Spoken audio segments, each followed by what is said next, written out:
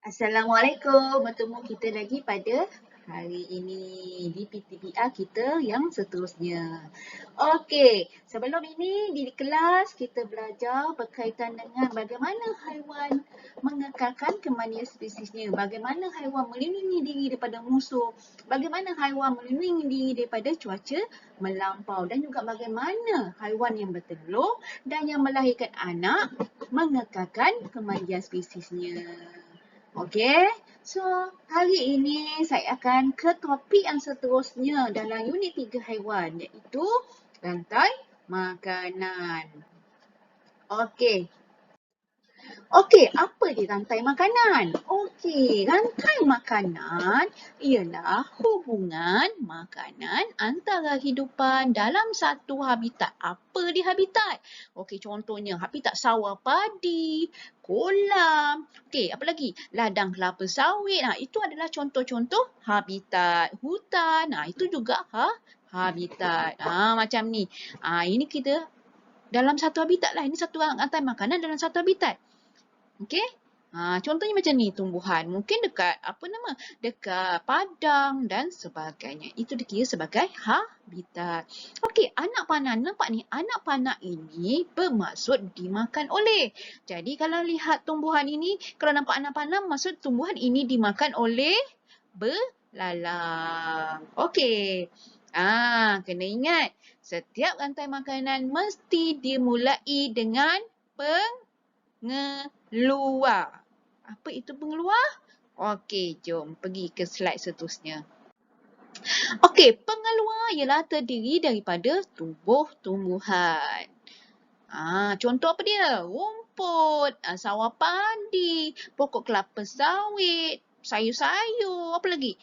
Apa lagi? Alga dan sebagainya. Okey, itu yang berkaitan tumbuh-tumbuhan. Tumbuh-tumbuhan yang mesti pengeluar. Okey, kena ingat ni. Pengeluar siapa pengeluar? Mesti tumbuh-tumbuhan. Okey? Okey, kemudian selepas pengeluar, siapa yang makan pengeluar? Pengeluar dimakan oleh pengguna. Ni adalah pengguna. Belalang pengguna, katak ni pengguna, ular ni pengguna, helang pun pengguna. Jadi pengguna adalah terdiri daripada haiwan-haiwan. Haiwan ada 3 kumpulan, ingat tak? Dia ada herbivore, dia ada carnivore dan dia juga ada omnivore. Herbivore adalah haiwan yang makan tumbuhan. Manakala carnivore adalah haiwan yang makan haiwan lain ataupun daging. Manakala omnivore pula adalah haiwan yang makan tumbuhan dan haiwan lain. Okey? Boleh? Okey. Kena ingat setiap rantai makanan mesti dimulaikan dengan siapa? Pengeluar, iaitu tumbuh-tumbuhan. Okey, dekat sini. Ini satu rantai makanan yang lengkap. Nampak? Tumbuh-tumbuhan. Contoh macam rumput dan sebagainya. Tumbuhan dimakan oleh belalang. Ingat tadi saya cakap tadi anak panah bermaksud dimakan oleh apa? Tumbuhan dimakan oleh belalang. Kemudian belalang dimakan oleh katak dan katak dimakan oleh ular dan ular dimakan oleh elang. Ini adalah satu rantai makanan yang lengkap. Dekat sini penggunanya siapa? Belalang, katak, ular dan elang. Okey? Boleh? Okey, kita pergi ke slide seterusnya. Okey, dalam satu rantai makanan, dalam setiap rantai makanan, tumbuhan ni dia membekalkan tenaga kepada haiwan lain. Contohnya macam manusia. Untuk dapatkan tenaga, manusia perlu apa? Makan. Begitu juga haiwan. Dia perlu makan untuk dapatkan tenaga. Okey, dekat sini tumbuhan akan dimakan oleh belalang. Jadi sumber tenaga untuk belalang adalah tumbuh-tumbuhan. Okey, dekat sini tumbuhan dia mendapat tenaganya melalui proses fotosintesis. Ingat lagi tak? Tahun lepas dah belajar proses fotosintesis, ingat tak?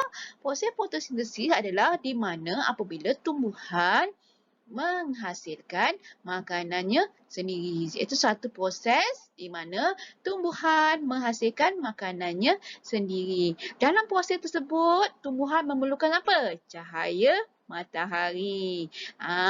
Dekat sini kita boleh katakan bahawa matahari adalah sumber tenaga utama bagi tumbuh-tumbuhan. Okey, boleh? Okey. Dekat sini macam saya cakap tadi, matahari mengeluarkan cahaya yang menjadi sumber utama, tenaga utama untuk tumbuhan. Okey, tumbuhan dia mendapat tenaga daripada matahari untuk membuat apa? Proses apa dia? Menghasilkan makanan sendiri, iaitu kita panggil sebagai proses fotosintesis. Tumbuhan sebagai pengeluar. Jadi beluncas dimakan tumbuhan, dimakan daun untuk mendapatkan tenaga. Beluncas dekat sini adalah pengguna. Manakala katak dia akan makan meluncas untuk mendapatkan tenaga. Katak juga adalah pengguna. Begitu juga ular dan burung hantu. Dekat sini anak panah warna merah ini dia menunjukkan aliran perpindahan tenaga. Okey, boleh setakat ini? Okey, kita pergi ke slide seterusnya. Okey, ini adalah contoh rantai makanan di habitat. Dekat sini habitat dia apa dia? Ladang sawit. Nampak? Ni buah sawit. Dekat ladang sawit mesti ada buah sawit kan? Buah sawit. Tikus suka makan buah sawit. Jadi dekat sini kita kata bahawa buah sawit dimakan oleh tikus. Siapa suka makan tikus? Ular. So, tikus dimakan oleh ular dan ular dimakan oleh elang. Ini satu rantai makanan yang lengkap. Adakah di ladang sawit ini hanya ini saja rantai makanan? Tidak. Di setiap habitat sebenarnya ada pelbagai jenis rantai makanan. Bukan satu sahaja tetapi lebih. Okey, saya akan terangkan kemudian. Okey, ini pula adalah habitat yang seterusnya iaitu di laut. Nampak ni rumpai air. Dimakan oleh plankton. Apa tu plankton? Siapa yang suka tengok cerita SpongeBob tahulah itu plankton tu apa kan? Okey, plankton kemudian dimakan oleh ikan kecil. Ikan kecil akan dimakan oleh sotong dan sotong akan dimakan oleh ikan besar dan ikan besar akan dimakan oleh ikan jerung. Ini satu rantai makanan yang lengkap. Tetapi kena ingat, di laut bukan ini saja rantai makanan yang ada. Sebenarnya rantai makanan juga boleh tercipta apabila kita kata rumpai air dimakan oleh plankton, plankton dimakan oleh ikan kecil dimakan oleh ikan besar dan ikan besar dimakan oleh ikan jerung. Okey, sebab tu apabila banyak rantai makanan dalam satu habitat itulah terhasilnya siratan makanan. Okey, boleh. Sebenarnya dari setiap habitat sebenarnya mempunyai lebih daripada satu. Okey. Okey, kita pergi ke yang seterusnya. Mari kita bina rantai makanan. Okey, sekarang kita ada siapa? Burung elang, ular, padi, burung pipit dan tikus. Dekat sini kena ingat apabila soalan keluar macam ni, kena ingat pengeluar dia terdiri daripada tumbuhan. So, mesti mula dengan perkataan yang tumbuh-tumbuhan. Kalau padi, tumbuhan kat situ padilah. Kalau rumput, rumputlah. Barulah diikuti dengan haiwan. Okey, kena guna apa? Diikuti tu adalah anak panah. Okey. Okey, kita teruskan. Okey, dekat sini pengeluar tadi macam saya cakap, pengeluar adalah tumbuhan, iaitu kat sini adalah padi. Pengguna ni siapa? Burung pipit, ular, tikus dan burung elang. Okey. Adakah hanya satu saja rantai makanan yang boleh kita bina? Tidak. Sebenarnya boleh lebih daripada satu. Contoh yang ni. Saya tunjuk contoh. Padi ni adalah pengeluar. Ingat, setiap rantai makanan mesti dimulai dengan pengeluar. So, padi adalah tumbuhan. So, dia adalah pengeluar. So, letak padi di depan. Diikuti dengan anak panah. Mesti anak panah kalau tidak letak anak panah, jawapan kamu salah. Anak panah, padi dimakan oleh siapa? Burung pipit. Kemudian burung pipit dimakan oleh siapa? Ular. Ular dimakan oleh siapa?